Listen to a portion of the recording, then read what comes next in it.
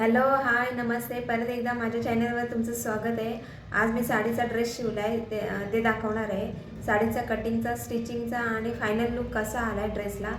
इथे बघा मी आधी घडी घालून घेतली कपड्याची. साईड कट जास्त आहे, 45 आहे कस्टमरचा, तर 45 प्रमाणे 45चा चौथा 11.25, 11.25 प्लस 12.25 आणि मी 13ची घडी करून घेतली आहे.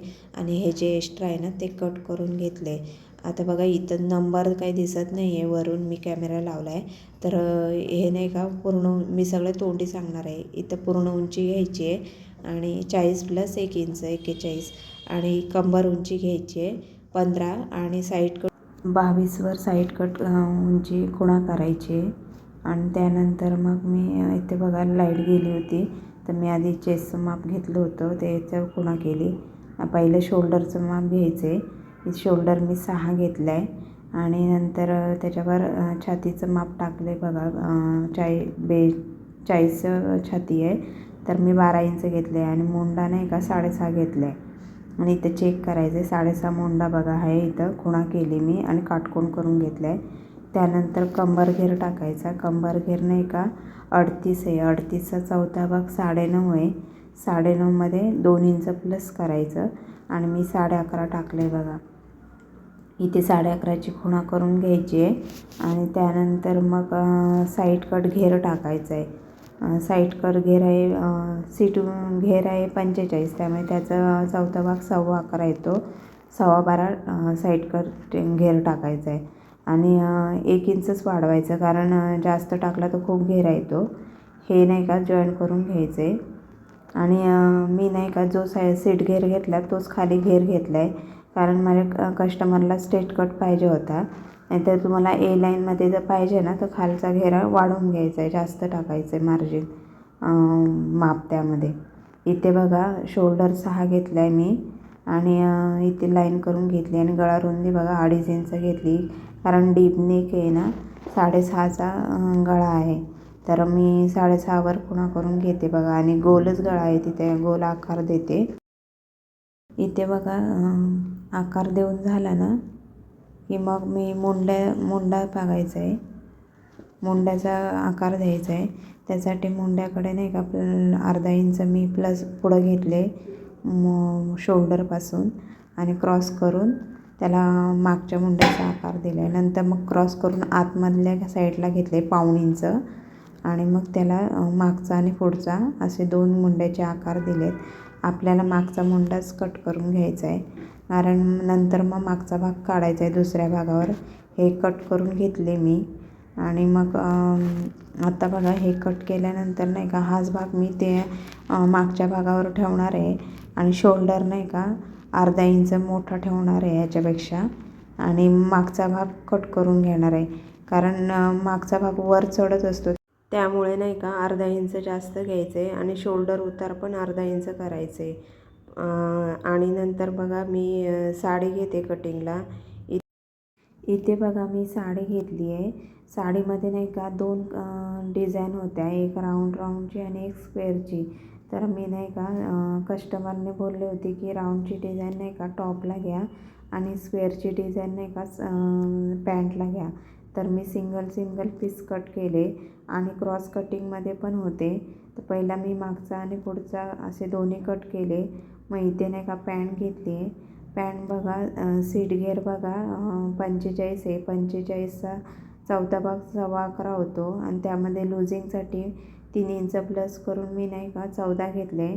इथे आसन उंची बघा 17वर 17मधले नाही का 2 इंच बेल्टमध्ये जाणार आहे फोल्ड करायला. इथे बघा आसन उंचीवर नाही का आसन घेरा घ्यायचा आहे प्लस 2 इंच करून 14मध्ये आणि 16 घेतले बघा आणि आसनचा आकार दिला आहे. त्यानंतर त्यामध्ये आसनचा मध्य काढून नाही का बॉटमला घ्यायचा आहे. बॉटमचा मध्य नाही का तिथं ठेवायचा आहे. बॉटम आहे 16चा अर्धा भाग 8 होतो आहे आणि 8 म्हणजे इकडं 4 आणि तिकडं 4 आणि लुझिंग 1 इंच, म्हणजे नाही का 5 आणि 5 इकडं 5 तिकडं 5 असं करून नाही का बॉटमचा आकार द्यायचा आहे. आणि तिथून नाही का इथं आसनपर्यंत आकार देऊन घेतला आहे राऊंडमध्ये. मग तिकडचा आकार दिला आहे. इथे आसन उंची घेतली परत बघा, आसन उंची मी घेतली ती तिकडं घेतली आसन उंची 17वर. इथे बघा मी हातानेच आकार दिला आहे, तर तुम्ही नाही ते स्केल असते नाही का पॅन्टला शेप द्यायची, ती त्याने आकार देऊ शकता. आणि कट करून घेतली. ह्याची उंची नाही का पॅन्टची 40 आहे, तर मी वरती 2 इंच फोल्ड करायला ठेवली. पूर्ण साडीची हाईटच तेवढी बसली आणि खाली मी 2 इंचाची पट्टी लावणार आहे. असं नाही का कटिंग करून घेते मी आता. आणि नंतर हे मी गळापट्टी काढली आहे, कॅनव्हासची गळापट्टी काढली आणि अस्तरची पण पट्टी काढली आहे. आता मी पॅन्ट शिवायला बसते बघा. पॅन्टला पहिलं आसन मी जोडून घेते. आज नाही का माझ्या क्लासवाल्या बायका आल्या नव्हत्या, म्हणून नाही का मला नाही का टाईम भेटला शिवायला. आता बघा हे आसन जोडले मी. दुसऱ्या भागाचं पण आसन जोडून घेते आणि नंतर नाही का त्या दोन्ही भाग सरळ करून घ्यायचे आणि सरळ बाजू लावून साईडची टीप मारून घ्यायची. मी नाही प्रत्येकाला डबल टीप देते. आता मी डबल टीप करून घेणार आहे. हे नाही ह्या पॅन्टचं नाही का मी साधंच कटिंग केलं आहे तसं. ह्याचं अजून डीपमध्ये व्हिडिओ पाहिजे तर मला कमेंटमध्ये सांगा. आणि हे बघा मी साईडचं टीप करून घेतली आहे. आता दुसऱ्या साईडचं करून घेते. नंतर नाही का कमरेला नाही का 2 इंचाचं फोल्ड करून घ्यायचं आहे आणि इलॅस्टिकसाठी. आणि फोल्ड करण्यासाठी नाही का आधी नाही का प्रेस करून घ्यायचं त्याला. थोडंसं कमरेला नाही का मागचा भाग क्रॉस असतो की उंच असतो आसनच्या तिथं, तर ते फोल्ड करून घ्यायचं आहे आणि नाही का प्रेस करून घ्यायचं आहे. मग नाही का की चुण्या पडत नाही, त्याला क्रॉस असतं ते. आणि आतमध्ये इलॅस्टिक टाकून जोडून घ्यायचे. इथे बघा मी बॉटमला नाही का अस्तर लावलं होतं थोडं, की बॉटम पतला होता म्हणून जाड दिसण्यासाठी अस्तर घालून 2 इंचाचं फोल्ड केलं त्याला मी. ही बघा झाली पॅन्ट तयार झाली आहे. आता हे बेल्टसाठी नाही का पट्टा आहे बघा, इथं 2 इंच फोल्ड करून घ्यायचे आणि प्रेस करून घ्यायचे. मग इलॅस्टिक घालून त्यामध्ये जोडून घ्यायचे त्याला ओढून. आणि टॉपला नाही का टॉप खूप खेचणारं होतं नाही का ते कपडा हलणारा, म्हणून मी नाही का फॅब्रिक स्टिक भेटते ना ती लावून घेतली त्याला आधी आणि एकमेकांना लावून घेतलं ते दोन्ही पण आणि जोडून घेतलं. ते दोन्ही भाग मी तयार करून घेतले आणि नंतर मग मी हात तयार करून घेतले. हात बघा यांचे कस्टमरला लॉंग हात पाहिजे होते, जसे की नाही का चुण्या पडतात तसे. आता लय ट्रेंडिंगमध्ये आहेत ते चुण्यावाले हात, तर मी तसे हात कटिंग करून घेतले आणि स्टिच करून घेतले. आणि मग नाही का कॅनव्हासला हे बघा पट्टी अस्तरची जोडून घेतली. दोन्ही पण नाही का दोन्ही गोलच गळे तर मी तयार करून घेतले. इथे बघा ड्रेसच्या कपड्याला नाही का कॅनव्हासची पट्टी नाही का पिनअप करून घ्यायची आहे चारी बाजूला, नाहीतर नाही का ते सरकतो गळा आणि गळा गोल येत नाही, एका साईडला जातो. हे मला सवय आहे ना, म्हणून नाही का मी आपलं डायरेक्ट जोडते आणि त्याला कट करून घ्यायचं आहे अर्ध्या इंचावरती आणि खाचा करून घ्यायचा आहे आणि त्याला कवर टीप द्यायची आहे. आता मी बघा कवर टीप देते. कवर टीप झाली नाही का मी मागचा हा एक भाग रेडी झाला आणि मग दुसरा भाग रेडी करून घेते.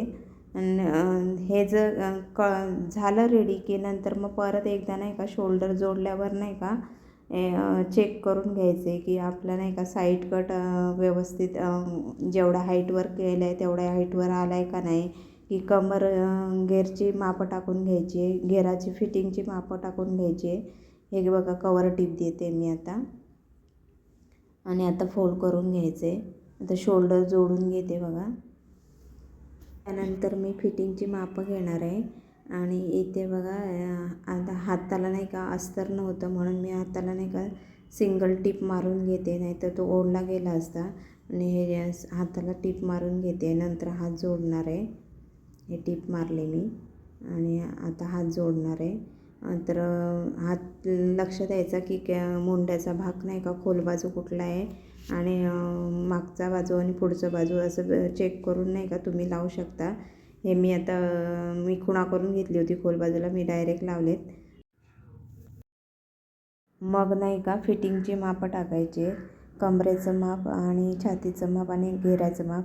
इथे बघा फिटिंग करून घेते मी फिटिंग करताना नाही का कमरेचा 1 इंच एक्स्ट्रा ठेवायचं आहे तुम्हाला जर टक्स घालायचे तर.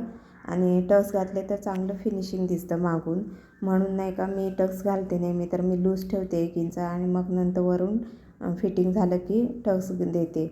आता बघा साईड कट जोडून घेते. आणि कस्टमरला मी सांगितलं होतं की मला फोटो द्याल का एक, तर ती रेडी होत्या, नाही तर कोण कोण देत नाही फोटो. तर मी हे बघा तयार झाला, हे साईड कट झालं तयार. मग रेडी झाला ड्रेस. कसा दिसतोय ड्रेस मला नक्की सांगा. आवडला तर लाईक करा.